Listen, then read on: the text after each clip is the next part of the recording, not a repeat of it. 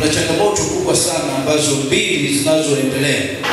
Hizi naomba wachungaji wote, watumishi wote wa Mungu tuzichukulie kwa namna ya pekee sana. Jambo la kwanza, kuna janga la ulevi. Yaani ulevi ni janga. Ulevi ni janga.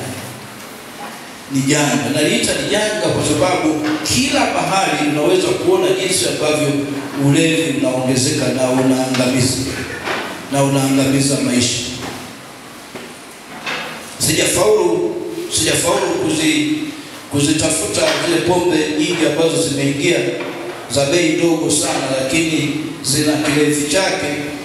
Ukinywa chupa moja hiyo ya chupa kadogo, unakuwa sasa unakunywa chupa 12 za safari. Hizo pombe zipo.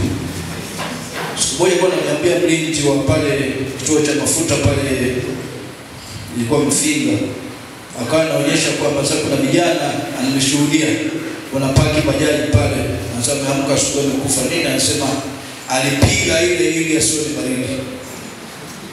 Anapiga ile asione baridi. Na bei yake ni ndogo.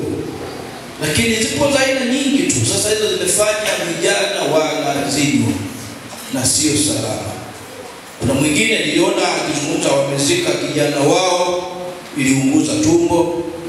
Mwingine amefanya nini? Kwa hiyo ndugu zangu, tunahitaji kampeni ya juu kweli kwenye hili. Kwa hiyo fanya utafiti, angalia hawa ni watu wetu wanaohitaji, ni vijana wetu na watu wetu wanahitaji kuokolewa. Kwa hiyo pamoja na kuhubiri kama kuhubiri, ni lazima kufanya semina za kuonyesha athari za vitu wanavyotumia. Lakini zimeleta na madhara mengine mengi. Kwa hiyo hilo ni janga la ulevi ni kubwa. Tunahitaji kulichukulia kama sehemu kubwa sana. Limeangamiza maisha ya watu wengi. Kwa hiyo tuichukue kama kitu cha kupambana nacho. Na jambo la pili ambalo tunahitaji kuliangalia kwa nguvu sana, hofu ya ushirikina inaongezeka baada ya kupungua. Hofu ya ushirikina. Haijalishi ni wasomi, haijalishi ni watumishi wa Mungu. Yaani hofu ya ushirikina inaingia. Yaani mtu anaogopa ushirikina, yaani kana kwamba Mungu hayupo kabisa. Hayupo kabisa. Kabisa. Sasa hofu inazidi. Yaani unakuta ni msomi kabisa, lakini ana hofu kubwa sana.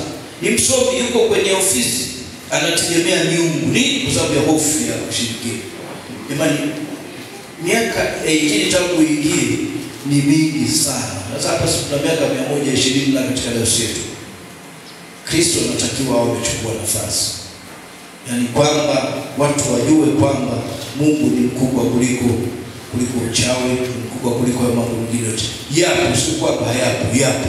Lakini Mungu ni mkubwa zaidi.